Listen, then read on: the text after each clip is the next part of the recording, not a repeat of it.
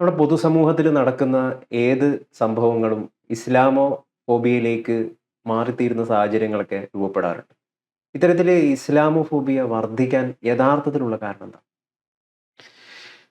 യഥാർത്ഥത്തിലുള്ള കാരണം എന്ന് പറഞ്ഞാൽ അതിൻ്റെ ഒരു അടിസ്ഥാനമായിട്ടുള്ള ഒരു ബേസ് കേരളത്തിൽ വലിയ തോതിൽ സൃഷ്ടിക്കപ്പെട്ടിരിക്കുന്നു. അതൊരു കഴിഞ്ഞ ഒരു കൊല്ലം കൊണ്ടോ 2 കൊല്ലം കൊണ്ടോ ഒന്നും ഉണ്ടായതല്ല. ഒരു 20 കൊല്ലങ്ങൾ കൊണ്ട് ഉണ്ടായിട്ടുള്ള ഒരു കാര്യമാണ്.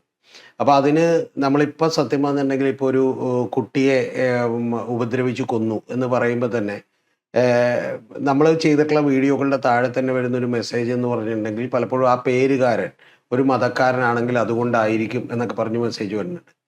ഇത് പക്ഷേ ഗൗതം അറിയേണ്ടത് ഇത് ഇപ്പോഴെങ്കിലും സൃഷ്ടിക്കപ്പെട്ടതല്ല. ഒരു 10-25 കൊല്ലമായിട്ട് കേരളത്തിലുണ്ട്. ഇപ്പം വാടകയ്ക്ക് ചോദിച്ചുകൊണ്ട് ഒരു പ്രത്യേക മതസമുദായത്തിലെ ആളുകൾ വരുമ്പോൾ, പ്രത്യേകിച്ച് ഇപ്പോൾ മുസ്ലിം സമുദായത്തിൽ നിന്നൊക്കെ ആളുകൾ വരുമ്പോൾ മറ്റുള്ള ആളുകൾ ഒരു ഭയപ്പാടോടുകൂടി കാണുന്ന കാര്യമുണ്ട്.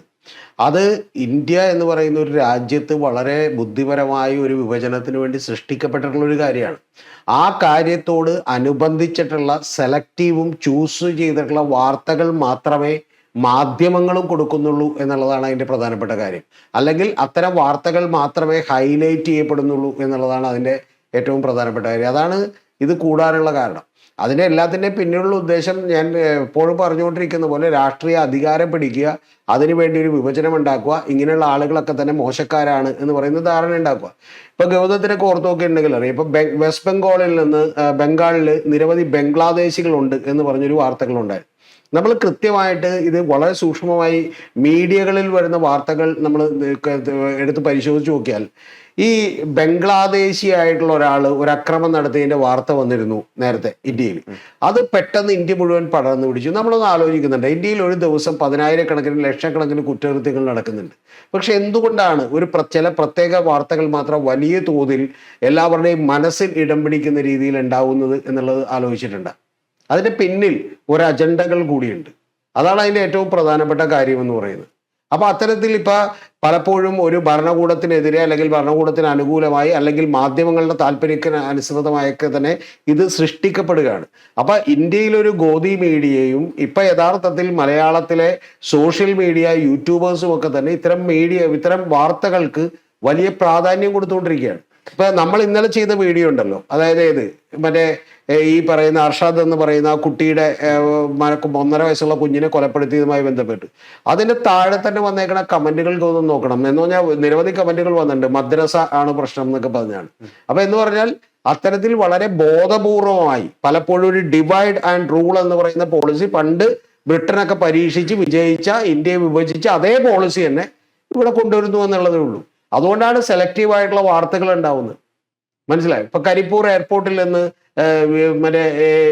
കൂടുതൽ സ്വർണം പിടിക്കുന്നു എന്ന് പറയുന്ന വാർത്ത, അല്ലെങ്കിൽ അതിക്രമങ്ങൾ കൂടുതലുള്ള ഒരു ജില്ലയെ മലപ്പുറം മാറുന്നു എന്ന് പറയുന്ന വാർത്ത, ഇത് പല കാര്യങ്ങളും സൃഷ്ടിക്കപ്പെട്ടിരുന്ന വാർത്തകളാണ്. ഇപ്പൊ മയക്കുമരുന്നുമായി ബന്ധപ്പെട്ടിട്ട് അല്ലെങ്കിൽ ഡ്രഗുമായി ബന്ധപ്പെട്ടിട്ടൊക്കെ അത് വിൽപ്പന നടത്തുന്നു, അല്ലെങ്കിൽ അതിൽ നിന്ന് അറസ്റ്റിലാക്കപ്പെടുന്ന ആളുകൾ ഒരു വിഭാഗത്തിൽ നിന്നാണ് കൂടുതൽ എന്ന് പ്രചരിക്കപ്പെടുന്നുണ്ട്, ആളുകൾ പറയുന്നുണ്ട്. അല്ല, അതിലൊക്കെ വാസ്തവം കൂടിയുണ്ട്. പക്ഷെ ആ വാസ്തവം നമ്മൾ പലപ്പോഴും ഈ സത്യം എന്ന് പറയുന്നത് എങ്ങനെ പ്രൊജക്റ്റ് ചെയ്യപ്പെടുന്നു എന്നുള്ളത് കൂടി ഇമ്പോർട്ടൻ്റ് ആണ്. ഇപ്പോൾ ഉദാഹരണത്തിന് ഇന്ത്യയിൽ 34 കോടി ജനങ്ങളുണ്ടായിരുന്നു 1947 നമുക്ക് സ്വാതന്ത്ര്യം കിട്ടുമ്പോൾ. അതിനുശേഷം 46% വർധനവും മുസ്ലിം ജനസംഖ്യയിലുണ്ടായി. അപ്പോൾ ഇന്ത്യ ഒരു മുസ്ലിം രാഷ്ട്രമാകുമോ എന്നൊക്കെ ചോദിച്ചിട്ടുണ്ടെങ്കിൽ പെട്ടെന്ന് നമുക്ക് ശരിയാണ് എന്ന് തോന്നും. യഥാർത്ഥത്തിൽ അത് ഇക്കണോമിക് കൗൺസിൽ എന്ന് പറയുന്ന പ്രധാനമന്ത്രിയുടെ കീഴിലുള്ള ഇക്കണോമിക് കൗൺസിൽ പുറത്തുവിട്ടേക്കുന്ന ഡാറ്റയാണ്. പക്ഷെ ആ ഡാറ്റ കൃത്യമായി വിശകലനം ചെയ്താൽ നമുക്കൊരു കാര്യം മനസ്സിലാവും. യഥാർത്ഥത്തിൽ അവരുടെ ഒരു ഫെർട്ടിലിറ്റി റേറ്റ് കുറഞ്ഞുകൊണ്ടിരിക്കുകയാണ്. 4.4 ഉണ്ടായിരുന്നു, ഇപ്പോൾ 2.1 2.6 എത്തിയിട്ടുണ്ട്. അതുപോലെ യഥാർത്ഥത്തിൽ ആക്ച്വൽ നമ്പേഴ്സ് എടുത്തു വെച്ചാൽ ഹിന്ദുക്കളും വളർന്നിട്ടുണ്ട്, അതുപോലെ തന്നെ മുസ്ലിംസും പോപ്പുലേഷൻ വളർന്നിട്ടുണ്ട്. പക്ഷെ ഇത് പറയില്ല.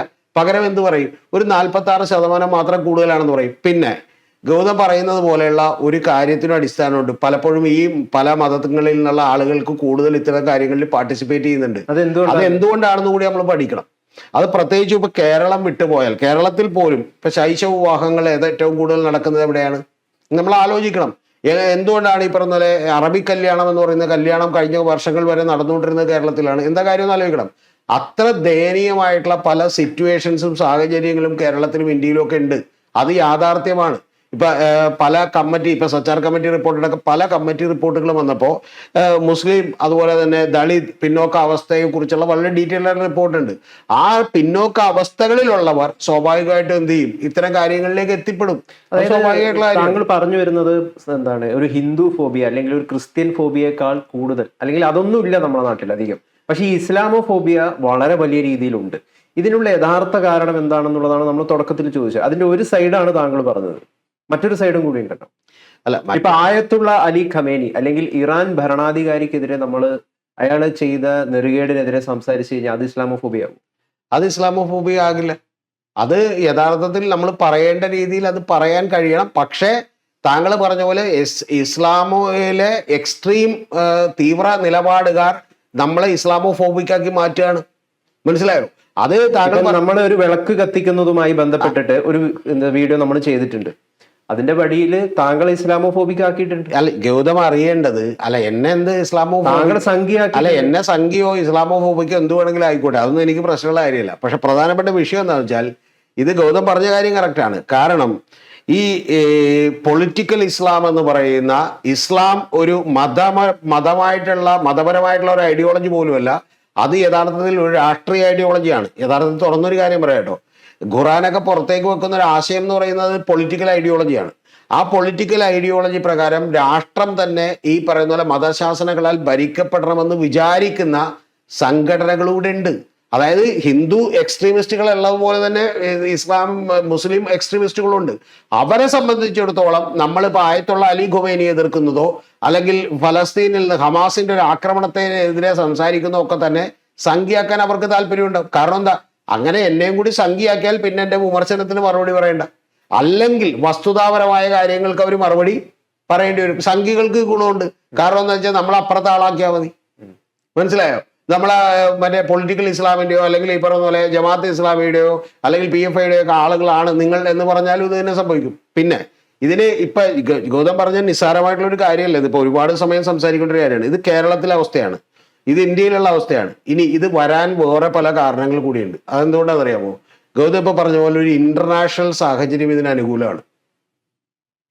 കാരണം ഇപ്പൊ സയ്യിദ് കുത്തുബും ഹസൻ അൽ ബന്നയും ഒക്കെ കൂടി ഈ പറയുന്ന പോലെ ആരംഭിച്ച ഈ പറയുന്ന പോലെ മൗദൂദി, ഈ പറയുന്ന പോലെ അബു അല മൗദൂദി ഒക്കെ കൂടി 1941 ലാഹോറിൽ ഈ പറഞ്ഞ പോലെ ഒരു പാർക്കിൽ വെച്ചിട്ട് 70 പേരുമായി ചേർന്ന് ആരംഭിച്ച സംഘടനയടക്കം നിരവധി സംഘടനകൾ അവരുടെയും ശക്തി കൂടിക്കൂടി വരികയാണ്. എന്ന് പറഞ്ഞാൽ മൊത്തത്തിൽ പറഞ്ഞാൽ മുസ്ലിം തീവ്ര വലതുപക്ഷക്കാരുടെയും അതുപോലെ ഹൈന്ദവരടക്കം ക്രിസ്ത്യൻ അടക്കമുള്ള ആളുകളുടെ തീവ്ര വലതുപക്ഷവും ഒക്കെ തന്നെ ലോക രാജ്യങ്ങളിൽ വലിയ മേൽക്കൈ നേടിക്കൊണ്ടിരിക്കുകയാണ് നമ്മുടെ സിറ്റുവേഷൻ. ആ മേൽക്കൈ നേടുന്നതിൻ്റെ അനുരണനങ്ങൾ കേരളത്തിലേക്കൊക്കെ ഉണ്ടാവും. കേരളത്തിൽ പക്ഷെ അത് കുറച്ചും കൂടി കൂടുതലാണ്. കാരണം മറ്റേതെങ്കിലും സംസ്ഥാനങ്ങളിലാണെങ്കിൽ ഇത്തരത്തിൽ ഇന്റർനാഷണൽ വിഷയമൊന്നും ചർച്ചയാവില്ല. പക്ഷെ കേരളത്തിൽ അങ്ങനെയല്ല. ഇപ്പൊ ഹാദിയ സോഫി അടക്കം നിരവധി കാര്യങ്ങളടക്കമുള്ള പല കാര്യങ്ങളും കേരളത്തിൽ എന്ത് ചെയ്യും, വലിയ ചർച്ചയാവും. ആ ചർച്ചയാകുന്നതിനോടനുസരിച്ച് ഇത് കൂടിക്കൊണ്ടിരിക്കുകയുമാണ്. ഏത് ISIS തീവ്രവാദികൾ കേരളത്തിൽ നിന്ന് റിക്രൂട്ട് ചെയ്യപ്പെടുന്നു. ഇപ്പം മീഡിയ വൺ പോലുള്ള ചാനലുകളാണ് ഏറ്റവും കൂടുതൽ നമ്മുടെ എന്താണ് ഈ ഇസ്ലാമോഫോബിയ നടക്കുന്നുണ്ട് എന്ന് വന്നിട്ട് പറഞ്ഞുകൊണ്ടേയിരിക്കുന്നത്. നമ്മൾ യഥാർത്ഥത്തിൽ ഇവിടെ നടക്കുന്നത് ഈ ഇസ്ലാമോഫോബിയ എന്തുകൊണ്ട് പ്രചരിക്കുന്നു എന്നുള്ളതാണ്. അതിന് 2 വശമുണ്ട്. ആദ്യത്തെ വശം താങ്കൾ പറഞ്ഞു, രണ്ടാമത്തെ വശം ഇപ്പം പറയുന്നു. ഇനിയും ഒരുപാടുണ്ടല്ലോ. ഇപ്പൊ ഫോർ എക്സാമ്പിൾ, അവിശ്വാസിയായിട്ടുള്ള ഒരാളെ, റാഷണൽ ആയിട്ട് തിങ്ക് ചെയ്യുന്ന ഒരാളെ, അയാൾ ദൈവത്തിൽ വിശ്വസിക്കുന്നില്ല, അയാളെ കാഫിറാക്കിയിട്ടും അയാൾ നരകത്തിൽ പോകട്ടെ എന്ന് പറയുന്ന ഒരു സംഗതിയെ, ഒരു ഐഡിയോളജി അല്ലെങ്കിൽ ഒരു തോട്ടിനെ നമ്മൾ വിമർശിച്ചാൽ, നമ്മൾ മുസ്ലിങ്ങളെ അല്ലല്ലോ വിമർശിക്കുന്നത്, നമുക്ക് മുസ്ലിങ്ങളോടല്ലല്ലോ വെറുപ്പ്, ആ ഐഡിയോളജിയോടാണ്, ആ തോട്ടിനോടാണ്. അങ്ങനെ മാത്രമല്ല ഗൗതം, ഇപ്പൊ ഇത് വളരെ വിശദമായിട്ടുള്ള ഒരു കാര്യമാണ്. ഞാൻ പറഞ്ഞു തുടങ്ങണമെങ്കിൽ തുടങ്ങാം. അപ്പൊ ഞാൻ ചുരുക്കത്തിൽ അത് പറയാം ഗൗതത്തിനോട്.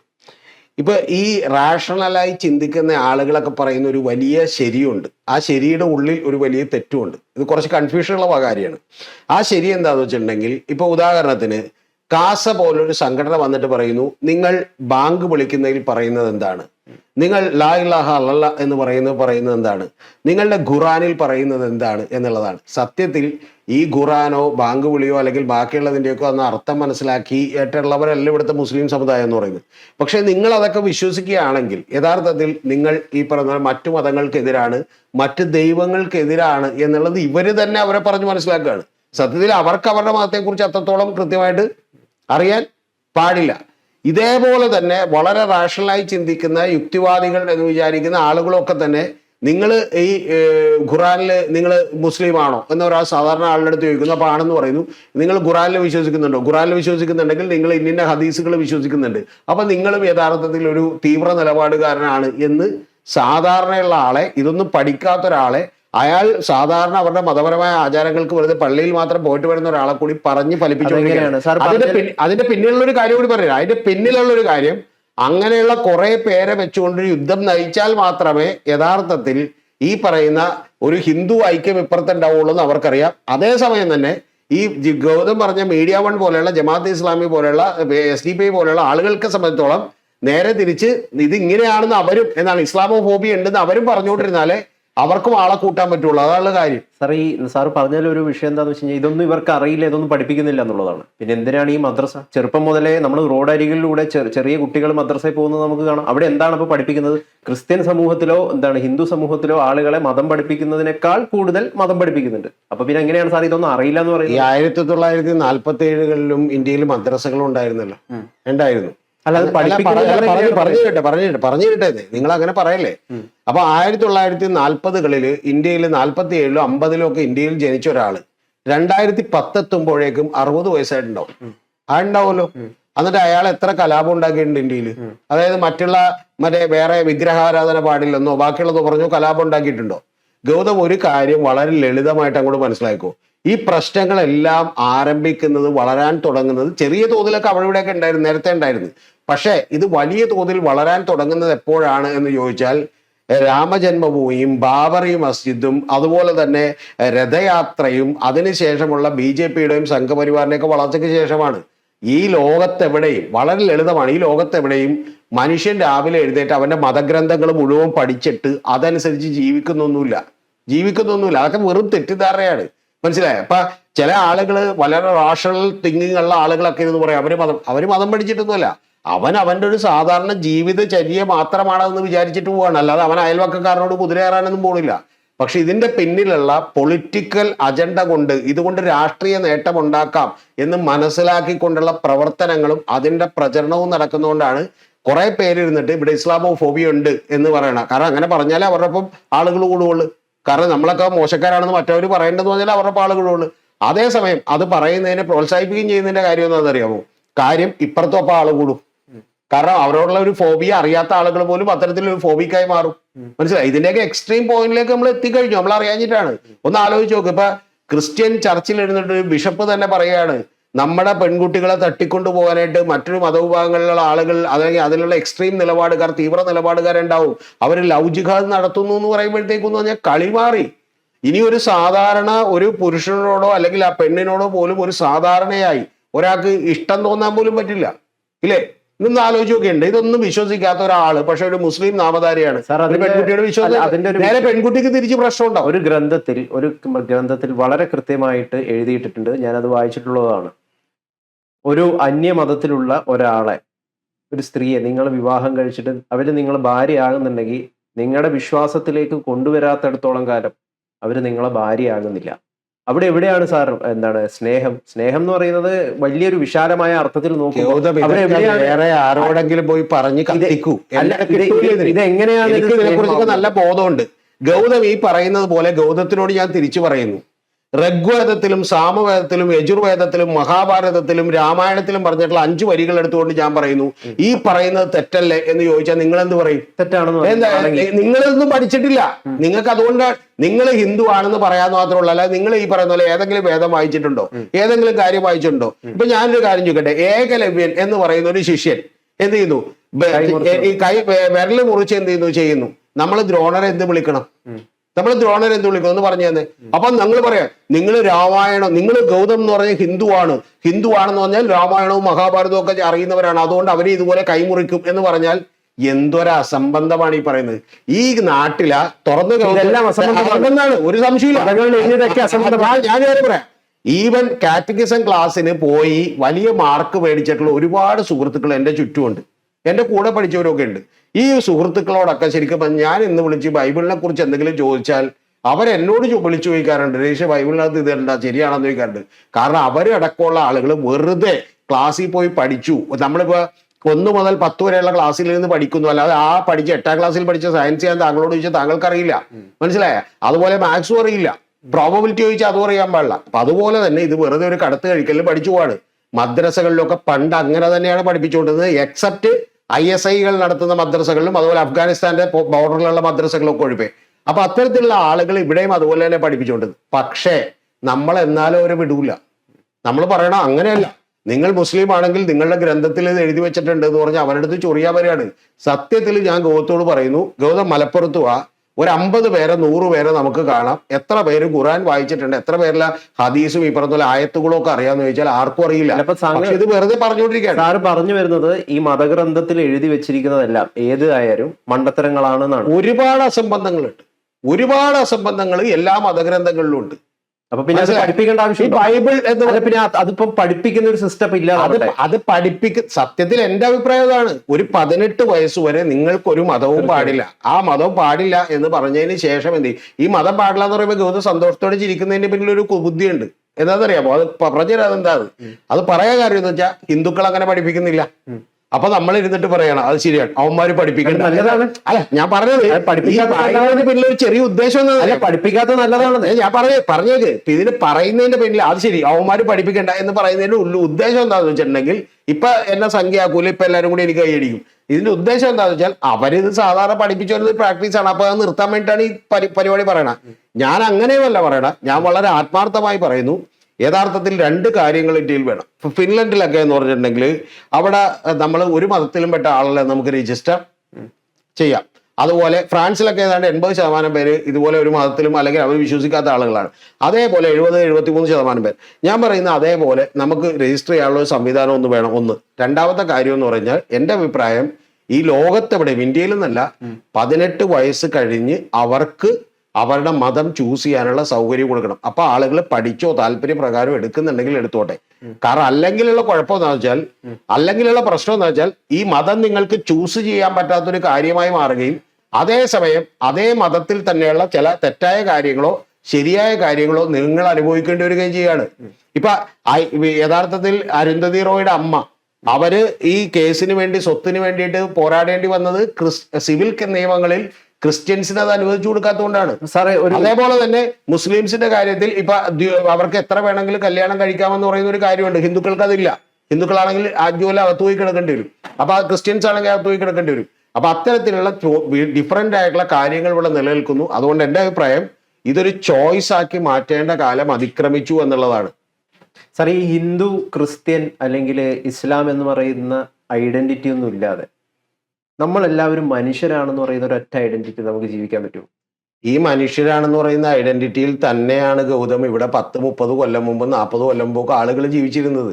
ഒരു 50 കൊല്ലം മുമ്പ് ഇവിടെ ഇപ്പൊ നമുക്ക് അറിയാവുന്ന പരിചയമുള്ള 60-65 വയസ്സ് കഴിഞ്ഞ് ആരോടും ചോദിച്ചു നോക്കി ഇത്രത്തോളം ജാതി ചിന്തയോ ഒന്നുമില്ലായിരുന്നു. നമ്മളൊക്കെ പല മുസ്ലിം ഭവനങ്ങളിൽ ചെല്ലുകയും അവരുടെ ഉമ്മ വരുന്നത് കഴിക്കുകയോ ഒക്കെ ചെയ്യായിരുന്നു. ഇപ്പൊ പക്ഷെ ആളുകൾ എന്താ വെച്ചാൽ അവരൊന്നും തുപ്പിയിട്ടല്ല ഫുഡ് തന്നുകൊണ്ടിരുന്നത്. പക്ഷെ ഈ തുപ്പൽ ജിഹാദ്, അതുപോലെ തന്നെ ലവ് ജിഹാദ്, ഇതുപോലെയുള്ള ജിഹാദുകളൊക്കെ പറഞ്ഞുകൊണ്ട് ആളുകളെ ഭയപ്പെടുത്താൻ നോക്കിയതിന്റെ പിന്നിലുള്ള തന്ത്രം എന്ന് പറയുന്നത് ഇങ്ങനെ യുവന്മാരൊക്കെ ഒന്നിച്ചിരുന്നാൽ ശരിയാവൂല, നമുക്ക് പണിയാവും, അതുകൊണ്ട് നമുക്ക് ജയിക്കണമെങ്കിൽ ഇതിന്റെ പുറത്തൊരു വിഭജനം വേണമെന്ന് വിചാരിച്ചു തന്നെയാണ്. ആ വിചാരം പക്ഷെ ഉള്ളത് സംഘപരിവാറിന് മാത്രമാണെന്നുള്ള കള്ളം നമ്മൾ പറയരുത്.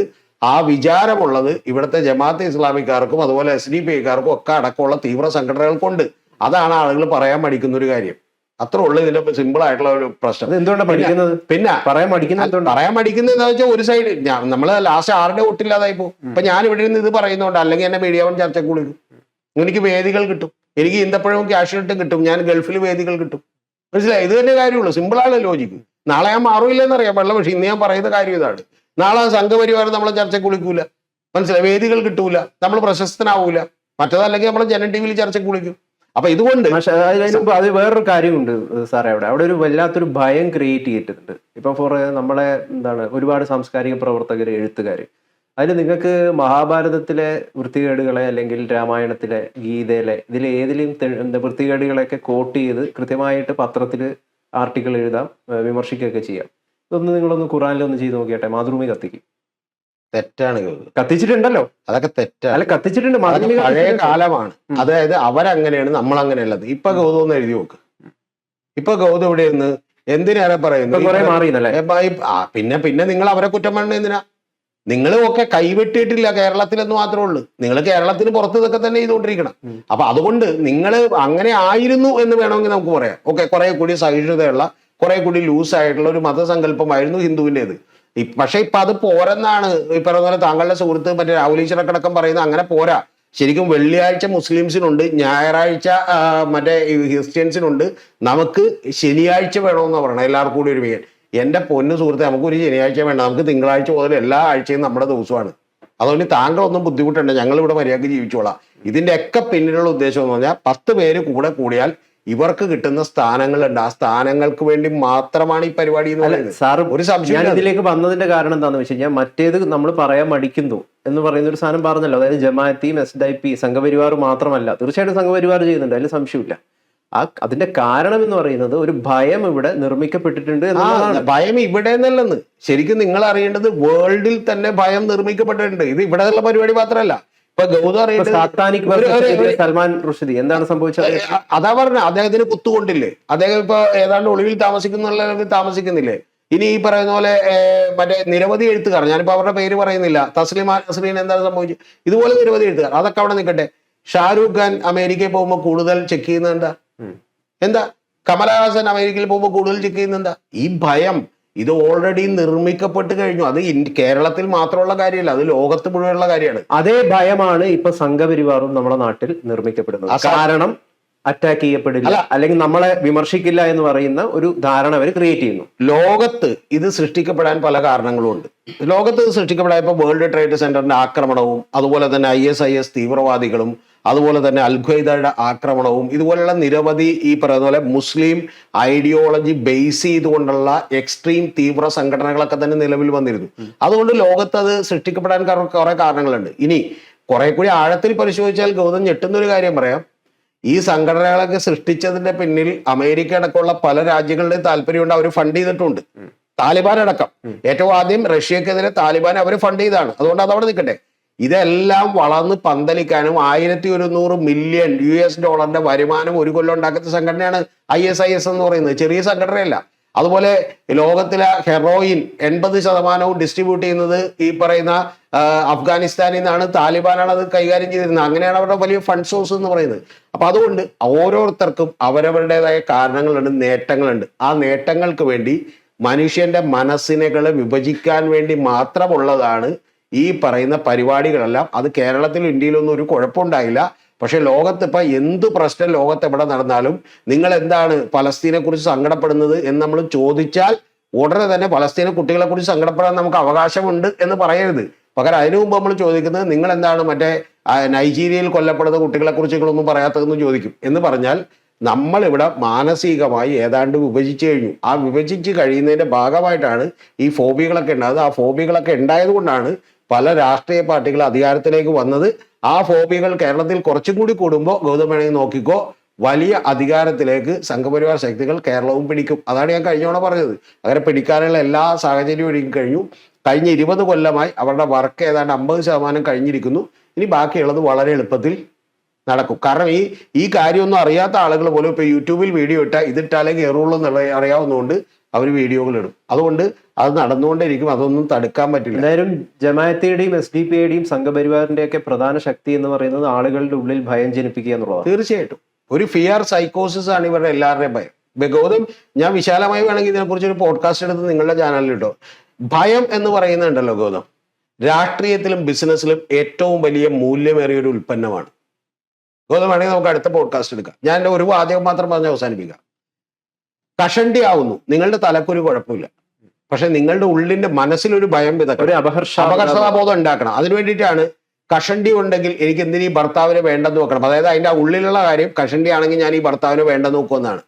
ഇനി കൊടവയർ എന്ന് പറയുന്നത് പണ്ട് അവർ 50 കൊല്ലം മുമ്പ് ജീവിച്ചിരുന്ന ആരുടെങ്കിലും ചോദിച്ചു നോക്ക്, വീട്ടിൽ അത്യാവശ്യം ചില്ലറയുള്ള നല്ല നമ്പൂതിരിമാരുടെ നായന്മാരുടെയൊക്കെ വീട്ടിൽ കൊടവയറുള്ള ആളുകളുണ്ടായി. പക്ഷെ ഇപ്പൊ കൊടവയർ നമുക്കൊരു മോശമായി തീരുന്നതിന്റെ പിന്നിലുള്ള കാര്യം അതിന്റെ അപകർഷതാബോധം വെച്ചുകൊണ്ട് നമ്മുടെ ബിസിനസ് വളർത്താനാണ്. ഈ കേരളത്തിൽ ഏറ്റവും കൂടുതൽ ഒരു വെളുക്കാനുള്ള ക്രീം വിറ്റ് പോകുന്ന ആള് താമസിക്കുന്നത്, ഗൗതം പറയുന്നത് താമസിക്കുന്ന സ്ഥലം ഞാൻ പറയുന്നില്ല, താമസിക്കുന്ന ഒരു വില്ല, അവർ മേടിച്ചിട്ടുള്ള വലിയ വില്ലയിൽ ഞാൻ പോയിട്ടുണ്ട്. അവരുടെ മകളുടെ നിറം കറുപ്പാണ്, പക്ഷെ അവർക്കൊരു കോംപ്ലക്സും ഇല്ല. പക്ഷെ ഗൗതം അറിയേണ്ടത് ഈ ക്രീം മേടിക്കുന്ന ലക്ഷക്കണക്കിന് ആളുകളുടെ ഉള്ളിൽ ഇത് വലിയ ഭയവും, അതുപോലെ ഞാൻ കറുത്തിരിക്കുന്നത് മോശമാണെന്നാണ് വിചാരിക്കുന്നത്. അതുകൊണ്ട് വെളുക്കാനുള്ള ക്രീം കോടിക്കണക്കിന് രൂപയുടെ വിറ്റഴിയാണ്. ഭയമാണ് ഗൗതം അധികാരം നേടാനും അതുപോലെ തന്നെ ഏറ്റവും മികച്ച ഈ പറഞ്ഞ പോലെ പണം ഉണ്ടാക്കാനും പറ്റുന്ന ഏറ്റവും മികച്ച തന്ത്രവും ലോകത്തിലെ ഏറ്റവും വലിയ ബിസിനസ്സും എന്ന് പറയുന്നത് 2 കാര്യങ്ങളാണ്. ഒന്ന് ഒരു ഇൻഫീരിയോറിറ്റി കോംപ്ലക്സും, രണ്ടാമത്തേത് എന്ത് ഭയവും. അതിനെക്കുറിച്ചാണ് ആഷിഖ് കപൂർ ഡാ തടിയ എന്ന് പറഞ്ഞ സിനിമ എടുത്തത്. മനസ്സിലായി? തടിയുള്ളത് ഒരു മോശമാണെന്ന് ചിന്തിക്കുന്നതുകൊണ്ടാണ് ബിസിനസ് നടക്കുന്നത്. അപ്പൊ താങ്കൾ പറഞ്ഞൊരു നിർത്തുമ്പോൾ 18 വയസ്സിന് ശേഷം മതം ചൂസ് ചെയ്യാൻ സാഹചര്യമാണ് രൂപപ്പെടുത്തേണ്ടത്. അതാണ് യഥാർത്ഥത്തില് ഇന്ത്യയിലേക്കൊക്കെ ഒരു രാജഭരണം വന്നാൽ മാത്രമേ നടക്കുള്ളൂ. കാരണം അല്ലെങ്കിൽ വോട്ട് കിട്ടൂല. രാജഭരണം പോലെയുള്ള കാര്യങ്ങൾ വന്നാൽ ഏതെങ്കിലും ഈ വെളിവുള്ള ഒരാളാണ് വരുന്നതെങ്കിൽ ഇത് ശരിക്കും പറഞ്ഞാൽ നടപ്പിലാക്കേണ്ട ഒരു പദ്ധതിയാണ്. ജനങ്ങളെയൊക്കെ ബോധവൽക്കരിച്ച് ഇത് നടപ്പാക്കാൻ പറ്റുമെന്ന് എനിക്കറിയില്ല. യഥാർത്ഥത്തിൽ അങ്ങനെ ചൂസ് ചെയ്തുകൊണ്ടൊരു കാര്യം കൊടുത്തിട്ടുണ്ടെങ്കിൽ ഈ പരിപാടികളൊക്കെ അവിടെ തന്നെ നിൽക്കും. പിന്നെ അവരുടെ വലിയ പ്രശ്നമൊക്കെ ഉണ്ടാവും. പക്ഷെ 18 വയസ്സിൽ സ്ട്രിക്റ്റ് ആയിട്ടൊരു കാര്യം കൂടി പറയണം, നിങ്ങൾ ഒരു മതവും അവരെ പഠിപ്പിക്കരുത്, ഒരു മതഗ്രന്ഥവും പഠിപ്പിക്കരുത്. പകരം അവർക്ക് ഇഷ്ടമുണ്ടെങ്കിൽ അവർ വായിച്ചോട്ടെ, അതൊന്നും കുഴപ്പമില്ല.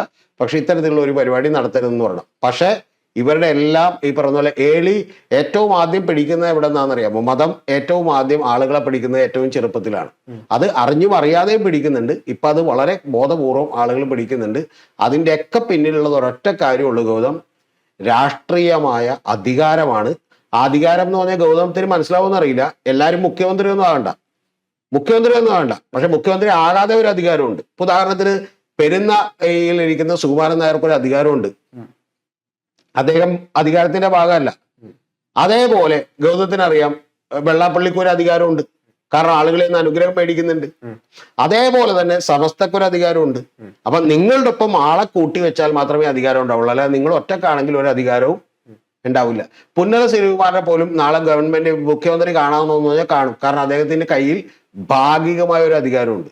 അതുകൊണ്ട് നിങ്ങൾക്ക് പണം ഉണ്ടാക്കണമെങ്കിൽ, നിങ്ങൾക്ക് രാഷ്ട്രീയ അധികാരം കിട്ടണമെങ്കിൽ ഭയം വളരെ പ്രധാനപ്പെട്ട ഒരു ഘടകം, പ്രധാന സംഗതിയാണ് ഭയം.